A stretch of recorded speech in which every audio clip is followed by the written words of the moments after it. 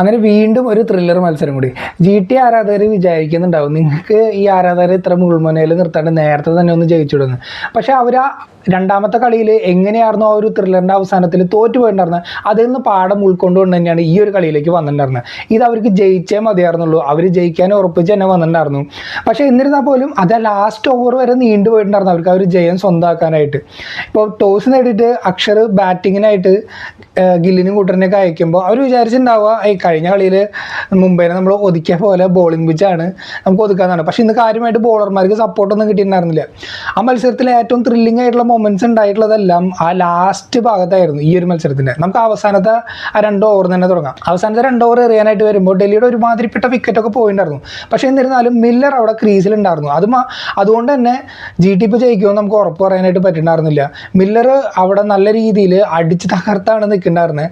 2 ഓവറിൽ 36 റൺസ് എന്നുള്ള ഒരു സാധ്യതയിൽ നിൽക്കുമ്പോൾ നമുക്കറിയാം അതൊരു 50-50 ചാൻസാണ്, എത്താനായിട്ടുള്ള ചാൻസ് കുറവാണ്. പക്ഷേ മില്ലറിന് വേറെ പ്ലാൻസ് ഉണ്ടായിരുന്നു. സിറാജാണ് എറിയാൻ വന്നിട്ടുണ്ടായിരുന്നത്. സിറാജിന് ആകെ ഒരു പണി ഉണ്ടായിരുന്നുള്ളൂ, ആ ഒരു ഓവറിൽ മാക്സിമം റൺസ് കുറച്ച് കൊടുക്കുക. അതാകുമ്പോൾ 20ാമത്തെ ഓവറിൽ എറിയാൻ വരുന്ന ആർക്കാണെങ്കിലും അത്ര പ്രഷർ ഇല്ലാതിരിക്കാൻ വേണ്ടിയിട്ട് കുറച്ചുകൂടി ഒരു ഹയർ ടാർഗറ്റ് ലാസ്റ്റ് ഓവർ കൊടുക്കുമ്പോൾ എന്തായാലും ബാറ്റിംഗ് ടീമിന് കുറച്ചുകൂടി പ്രഷർ ഉണ്ടാവും. അതിന് വേണ്ടിയിട്ടാണ് സിറാജ് വന്നിട്ടുണ്ടായിരുന്നത്. പക്ഷേ സിറാജ് വന്നിട്ട് സിറാജ് അടി വാങ്ങി കൂട്ടുന്നതാണ് കണ്ടത്. മില്ലർ തകർത്തടിച്ച് നോ ലുക്ക് 6 അടക്കം 23 റൺസാണ് ആ ഒരു ഓവറിൽ ഡൽഹി ക്യാപിറ്റൽസ് അടിച്ചിട്ടുണ്ടായിരുന്നത്. വിപ്രാജിൻ്റെ കോൺട്രിബ്യൂഷൻ ഉണ്ടായിരുന്നു. അതുപോലെ തന്നെ ലാസ്റ്റ് ബോൾ സിംഗിൾ എടുത്തിട്ട് വിപ്രാജാണ് അവസാന ഓവറിൽ ഫേസ് ചെയ്യാനായിട്ട് വന്നിട്ടുണ്ടായിരുന്നത്. 13 റൺസായിരുന്നു ഈ ഒരു കളിയിൽ GTക്ക് ഡിഫെൻഡ് ചെയ്യായിട്ടുണ്ടായിരുന്നത്. പ്രസിദ്ധ് കൃഷ്ണയാണ് ബോൾ ചെയ്യാനായിട്ട് വന്നിട്ടുണ്ടായിരുന്നത്. കഴിഞ്ഞ കളിയിൽ നമ്മൾ കണ്ടു 10 റൺസ് അവസാന ഓവറിൽ ജയിക്കാനായിട്ട് ഉണ്ടായിട്ടും റാഷിദ് ഖാൻ ആയാലും റബാഡയ്ക്കാണെങ്കിലും ബാറ്റ് ചെയ്തിട്ട് അത് എടുക്കാനായിട്ട് പറ്റിയിട്ടുണ്ടായിരുന്നില്ല. ദേശ്പാണ്ഡെയുടെ നല്ലൊരു കിടിലൻ ഓവർ നമ്മൾ കണ്ടു. 10 റൺസ് അവരവിടെ ഡിഫെൻഡ് ചെയ്തിട്ട് രാജസ്ഥാൻ ജയിക്കുന്നത് കണ്ടു. പക്ഷെ അതൊരു സംഭവം ഇവിടെ തന്നെ നടക്കുന്നുള്ള പ്രതീക്ഷയിലാണ് GT വന്നിട്ടുണ്ടായിരുന്നത്.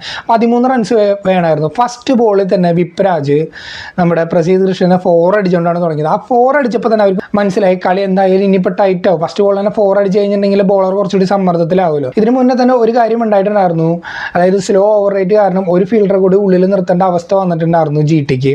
അപ്പോൾ അതുകൊണ്ട് തന്നെ 4 ഫീൽഡർമാരെ മാത്രം അവർക്ക് ആ ഒരു ഔട്ടറിങ്ങിൽ പുറത്തിറക്കി നിർത്താനായിട്ട് പറ്റുന്നുണ്ടായിരുന്നുള്ളൂ. ഇങ്ങനെ നിൽക്കുന്ന ആ ഒരു സാഹചര്യത്തിൽ പ്രസിദ്ധും ഗില്ലും കൂടി ആലോചിച്ചിട്ട് ആ ഒരു 4 ഫീൽഡർമാരെ ഇറക്കി നിർത്താൻ പറ്റുമല്ലോ ആ ഒരു ഔട്ടർ ബൗണ്ടറിയിൽ.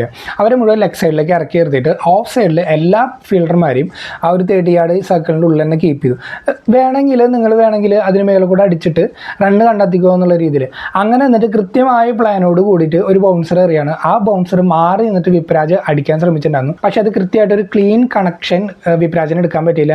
അത് ഗില്ല് ക്യാച്ച് ചെയ്തിട്ട് വിപ്രാജിൻ്റെ വിക്കറ്റ് വേണം. അപ്പോൾ തന്നെ ആ ഒരു ഡോട്ട് ബോൾ അവിടെ ക്രിയേറ്റ് ചെയ്തപ്പോൾ GTക്ക് കുറേ കൂടി ഒരു പ്രതീക്ഷ വന്നിട്ടുണ്ടാവും. പക്ഷേ അടുത്ത ബോളിൽ കുൽദീപ് കൃത്യമായിട്ട് ഒരു സിംഗിൾ ഇട്ട് കൊടുത്തിട്ട് വീണ്ടും മില്ലർ സ്ട്രൈക്ക് വന്നു.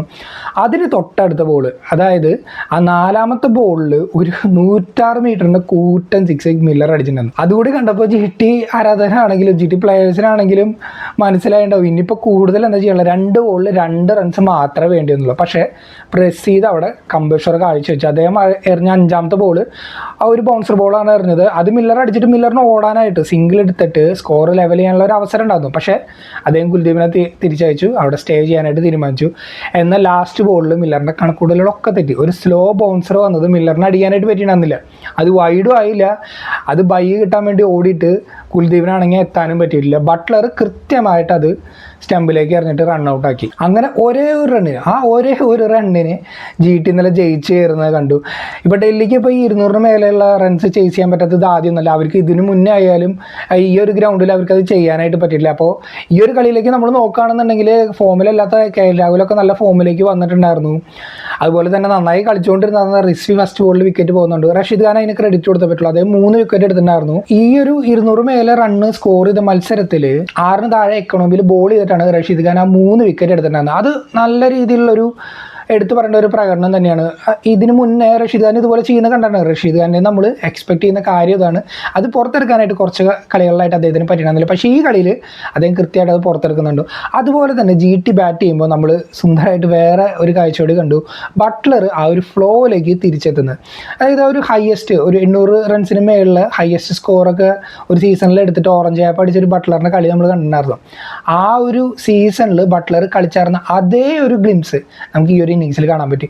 വളരെ എഫേർട്ട്ലെസ് ആയിട്ട് ബട്ട്ലർ കളിക്കുന്നത്, അത് ചീക്കി ഷോട്ട്സുകളാണെങ്കിലും പ്രോപ്പർ ക്രിക്കറ്റിംഗ് ഷോട്ട്സുകളാണെങ്കിലും മുകേഷ് കുമാറിനൊക്കെ അടിച്ച സിക്സ് ഒക്കെ എന്ത് ഫ്ലൂയിഡ് ആയിട്ടാണ് അടിച്ചിട്ടുണ്ടായിരുന്നത് അറിയും. അത് ഭയങ്കര എഫേർട്ട്ലെസ് ആയിട്ട് ബട്ട്ലർ കളിക്കുന്നുണ്ട്. ബട്ട്ലർ 50 അടിച്ചിട്ട് പുറത്തായി. പക്ഷേ എന്നിരുന്നാലും ആ ഒരു തുടക്കത്തിൽ സുദർശനം നഷ്ടമായിട്ടുണ്ടായിരുന്നു GTക്ക്. അപ്പോൾ അതിനുശേഷം ഗില്ലും ബട്ട്ലറും കൂടി, ഗില്ലിന് കുറച്ചൊരു സമയം വേണ്ടായിരുന്നു ആ ഒരു താളം കണ്ടെത്താനായിട്ട്. ഗില്ല് 70 റൺസ് എടുത്തിട്ട് ടോപ്പ് സ്കോററായി, ഇന്നിങ്സിന് മൊത്തം ആങ്കർ ചെയ്തിട്ട് നല്ല സ്കോർ ഉയർത്തുന്നത് നമ്മൾ കണ്ടു. അപ്പോൾ അതുപോലെ തന്നെ ആ ഗില്ലിന് ആ ഒരു സ്പേസ് കൊടുക്കാനായിട്ട് ബട്ട്ലറിൻ്റെ ഈ ഇന്നിങ്സിനെ പറ്റിയിട്ടുണ്ടായിരുന്നു. അതിനുശേഷം വന്ന വാഷിങ്ടൺ സുന്ദറും, അതായത് GTയുടെ ആ ഒരു പ്രശ്നം ഉണ്ടായിരുന്നല്ലോ, മിഡിൽ ഓർഡർ റൺസ് സ്കോർ ചെയ്യുന്നില്ല എന്നല്ല, അതെല്ലാം ഈ കളിയിൽ പരിഹരിച്ചിട്ടുണ്ടായിരുന്നു. വാഷിങ്ടൺ സുന്ദറിൻ്റെ ഒരു പൊസിഷൻ അവർക്ക് ഇപ്പോൾ കുറച്ചുകൂടി ക്ലിയർ ആയി. ആ ഒരു പൊസിഷനിൽ കഴിഞ്ഞ കളികളിലൊക്കെ നമ്മുടെ ഫിലിപ്സ് ഇറങ്ങുന്നതാണ് കണ്ടത്. പക്ഷേ ഫിലിപ്സ് കുറച്ചുകൂടി അടിച്ചളിക്കാൻ പറ്റുന്ന ഒരു പ്ലെയർ ആയതുകൊണ്ട് തന്നെ കുറച്ചുകൂടി സ്റ്റേബിളായിട്ട് കളിക്കാൻ പറ്റുന്ന സുന്ദറിന് ആ ഒരു അവസരം കൊടുത്തു. സുന്ദർ ആ ഒരു പൊസിഷൻ കിട്ടിയാൽ നല്ല രീതിയിൽ ഡെലിവർ ചെയ്തിട്ട് ഒരു 50 അടിച്ചിട്ടുണ്ടായിരുന്നു. സോ അങ്ങനെയാണ് അവർക്ക് ആ ഒരു സ്കോർ, ആ ഒരു 200 മേലുള്ള സ്കോറിലേക്ക് എത്തിക്കാനായിട്ട് പറ്റിയത്. ഡൽഹി ബാറ്റിങ്ങിന് ഇറങ്ങിയപ്പോഴും അവരുടെ തുടക്കം യാതൊരു രീതിയിലുള്ള ഒരു മോശം ഉണ്ടാകുന്നില്ല. അവരുടെ ഓപ്പണേഴ്സും നല്ല രീതിയിൽ കളിക്കുന്നത് കണ്ടു. ഇതുവരെ അവർക്ക് ആ ഒരു ഓപ്പണിംഗ് പെയറിന് 50 റൺസിന് മേലെ സ്കോർ ചെയ്യാൻ പറ്റുന്നില്ല. അവർക്കത് സ്കോർ ചെയ്യാനായിട്ട് പറ്റി. നിസംഗ നല്ല രീതിയിൽ കഴിഞ്ഞ കളിയിൽ കളിച്ച അതേപോലെ തന്നെ നല്ലൊരു സ്റ്റാർട്ട് കൊടുക്കുന്നു. രാഹുൽ ആണെങ്കിലും ഒരൊറ്റൊന്ന് അടിച്ചപ്പോൾ ഡൽഹി ഇങ്ങനെ സ്കോർ ഇങ്ങനെ ഉയർത്തിക്കൊണ്ടിരുന്നു. നല്ല രീതിയിൽ അവർ ആ ഒരു ചേസിലേക്ക് കറക്റ്റായിട്ട് ബാറ്റ് ചെയ്ത് പോകുന്നു എന്ന് വിചാരിച്ചപ്പോഴാണ് നിസംഗയുടെ വിക്കറ്റ് പോയത്. അതിനുശേഷം നിതീഷാണ് ഈ ഒരു മത്സരത്തിലും പരാജയപ്പെട്ടു പോയി. അതേ 3 മത്സരമായിട്ട് ഇപ്പോഴും പരാജയപ്പെട്ടു പോവാണ്. കാര്യമായിട്ട് ഒരു കോൺട്രിബ്യൂഷനും ടീമിൻ്റെ ആ ഒരു വിക്ടറിയിലാണെങ്കിലും പിന്നലത്തെ തോൽവിയിലാണെങ്കിലും ഒരു കോൺട്രിബ്യൂഷനും റാണയ്ക്ക് കൊടുക്കാനായിട്ട് പറ്റില്ല. അപ്പോൾ ഡൽഹി ഒന്നുകൂടി ചിന്തിക്കേണ്ടിയിരിക്കുന്ന ആ ഒരു 3ാമത്തെ പൊസിഷനിൽ റാണ തന്നെയാണോ സൂട്ടബിൾ, അതോ ഇനി വേറെ ഏതെങ്കിലും പ്ലെയേഴ്സിനെ പരീക്ഷിക്കണോ വേണ്ടതെന്നുള്ളത്. അത് കഴിഞ്ഞ് റിസ്വി കഴിഞ്ഞ 2 കളിയിലും ഹീറോ ആയിട്ട് വന്നിട്ടുണ്ടാകുന്ന റിസ്വി വന്നപ്പോൾ ഫസ്റ്റ് ബോളിൽ തന്നെ റഷീദ് ഖാൻ വിക്കറ്റ് എടുത്തിട്ടുണ്ടാകും. അങ്ങനെ കുറച്ചുകൂടി ഒരു സമ്മർദ്ദത്തിലായി പോയിട്ടുണ്ടായിരുന്നു. അക്ഷർ പട്ടേലിൻ്റെ വിക്കറ്റും പെട്ടെന്ന് നഷ്ടമായി. പിന്നീട് മില്ലർ വന്നപ്പോൾ മില്ലറിന് ഒരു കയ്യിന് പരിക്ക് പറ്റിയിട്ട് 12 റൺസ് എടുക്കുമ്പോഴാണ് മില്ലറിന് അത് പോകേണ്ടി വന്നത്. ഇത്രയും വിക്കറ്റ് പോയപ്പോഴും രാഹുൽ ഒരു ഭാഗത്ത് നിന്നിട്ട് തകർത്തടിച്ച് കളിക്കുന്നുണ്ടായിരുന്നു. 92 റൺസ് എടുത്തിട്ടാണ് രാഹുൽ മടങ്ങുന്നുണ്ടായിരുന്നത്. സിറാജിന് വിക്കറ്റ് കിട്ടി. കൃത്യമായ പ്ലാനോട് കൂടി വൈഡ് ലെങ്തിലേക്ക് ബോൾ എറിഞ്ഞിട്ടാണ് ആ ഒരു വിക്കറ്റ് സിറാജ് എടുത്തിട്ടുണ്ടായിരുന്നത്. അതായത് GTക്ക് നല്ല പ്ലാനിങ് ഉണ്ടായിരുന്നു, ഗില്ലിനും നല്ല പ്ലാനിങ് ഉണ്ടായിരുന്നു. എങ്ങനെയൊക്കെയാണ് ഏത് ബാറ്റ്സ്മാൻമാർക്കെതിരെ എങ്ങനെയൊക്കെ ബോൾ ചെയ്യണം എന്നുള്ളത് നല്ല പ്ലാനിങ്ങോട് കൂടിയാണ് അവർ വന്നിട്ടുള്ളത്. അത് എക്സിക്യൂട്ട് ചെയ്യാനും അവർക്ക് നല്ലത് പറ്റി. അതുകൊണ്ടൊക്കെ തന്നെയാണ് അവർക്ക് നല്ലൊരു വിജയം നേടിയെടുക്കാനും പറ്റിയത്.